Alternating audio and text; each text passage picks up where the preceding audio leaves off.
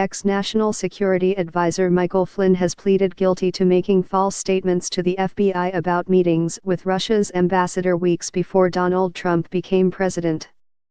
The charges were brought by special counsel Robert Mueller, as part of his inquiry into alleged Russian meddling in the 2016 U.S. election. Mr. Flynn is the most senior member of the administration to be indicted. He said he was cooperating with Mr. Mueller's inquiry. Appearing in a federal court in Washington, D.C. on Friday, he admitted to one count of knowingly making false, fictitious, and fraudulent statements. According to an AFP reporter, Mr. Flynn was asked by Judge Rudolph Contreras if he wished to plead guilty and responded with the words, "Yes, sir." The judge continued, "I accept your guilty plea. There will be no trial and there will be probably no appeal." A short time later, he issued a statement in which he said, "I recognize that the actions I acknowledged in court today were wrong and, through my faith in God, I am working to set things right."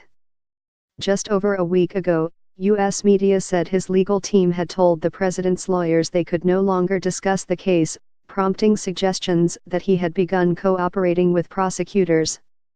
In his statement, Mr. Flynn made clear he was working to set things right and stressed, "My guilty plea and agreement to cooperate with the special counsel's office reflect a decision I made in the best interests of my family and of our country."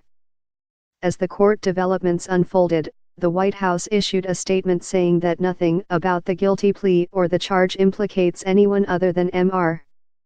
Flynn.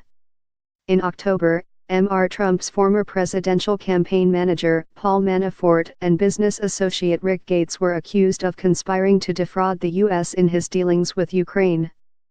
It also emerged that another ex-aide, George Papadopoulos, had pleaded guilty to making false statements to FBI agents.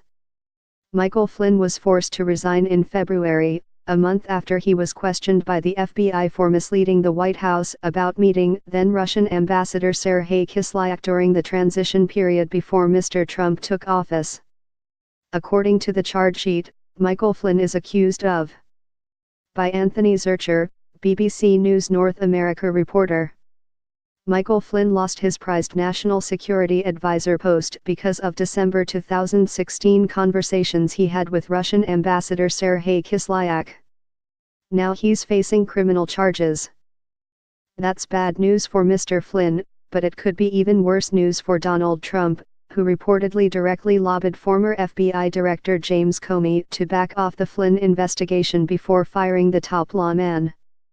Mr. Flynn has told Robert Mueller's team that he spoke with Trump presidential transition officials before and after reaching out to Sergei Kislyak and was instructed on how to handle the call.